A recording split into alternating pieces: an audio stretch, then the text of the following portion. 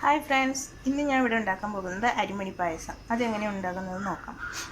അരിമണി പായസം എന്ന് പറഞ്ഞാൽ അരിമണി വറുത്ത് ഒരു ഗ്ലാസ് അരി എടുത്ത് വറുത്ത് ഈ ചുവപ്പ് കളർ തന്നെ ബ്രൗൺ കളർ അതുപോലെ ആക്കി വയ്ക്കുക.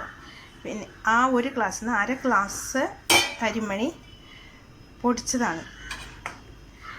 അതേ അളവിൽ ശർക്കര ഉരുക്കിയത്. ഇത് വറുത്തിടാൻ തേങ്ങാക്കൊത്ത്, അണ്ടിപ്പരിപ്പ്, കിസ്മിസ്, നെയ്യ്, ഏലക്ക പൊടിച്ചത്,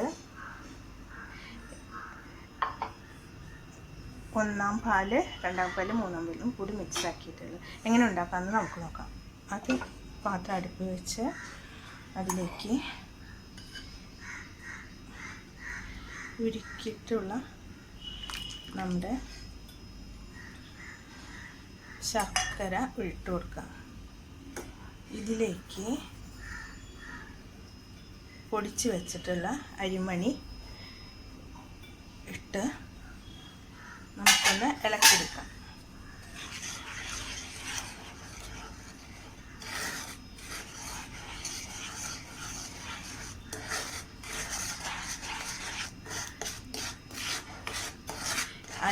എല്ലാ പായസവും ഒരുവിധം പായസങ്ങളൊക്കെ കഴിച്ചിട്ടുണ്ടാവില്ല. അരിമണി കൊണ്ടുള്ള പായസം നിങ്ങൾ ഇതുവരെ കഴിച്ചില്ലല്ലോ. നല്ല ടേസ്റ്റാണ്. ഒരു പ്രാവശ്യമെങ്കിലും ഉണ്ടാക്കി നോക്കുന്നു. ഇതുപോലെ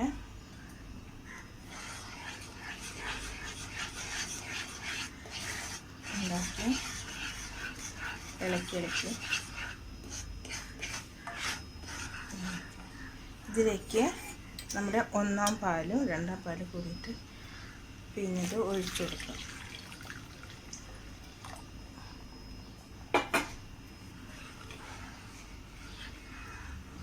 എന്നിട്ട് ഇളക്കാം.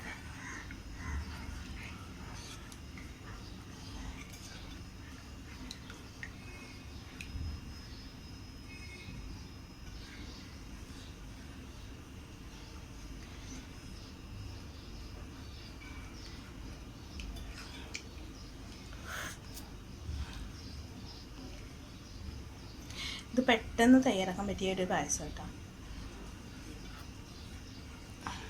ഇത് നന്നായി ഇളക്കി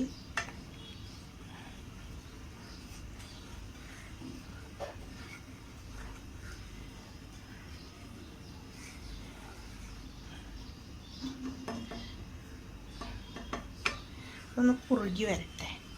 എന്നിട്ട് നിങ്ങൾക്ക് കാണിച്ചു തരാം.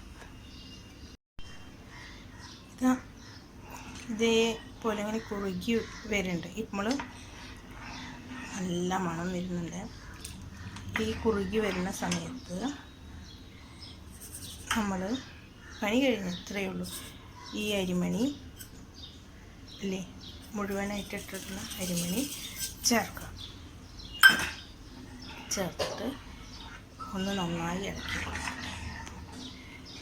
ഇളക്കി കൊടുത്ത് നമ്മുടെ പായസം ഇങ്ങനെ കുറുകി വരുമ്പോൾ നന്നായി കുറുകി വരുമ്പോൾ ഒന്നാം പാല് ചേർക്കാം.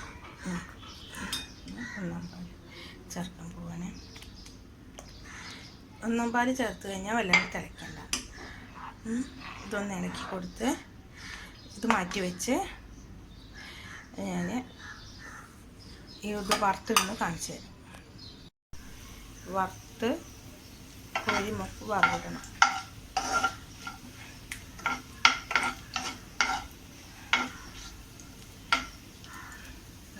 പണി കഴിഞ്ഞ് ഇത്രയേ ഉള്ളൂ. ഇനി ഇത് നമ്മളിലേക്ക് പായസത്തിലേക്ക് വറുത്തിടാം.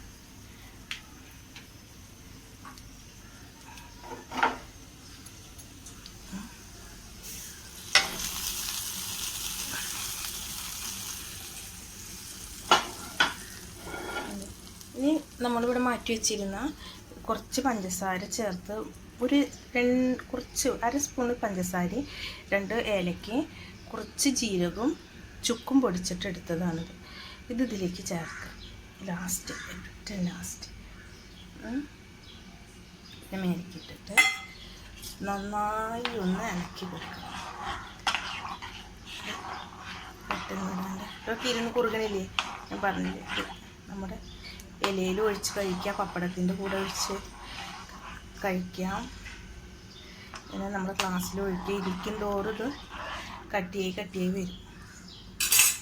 അത് നമ്മുടെ ഇലയിൽ ഒന്ന് മൂടി വയ്ക്കുകയും ചെയ്യും. ശരി.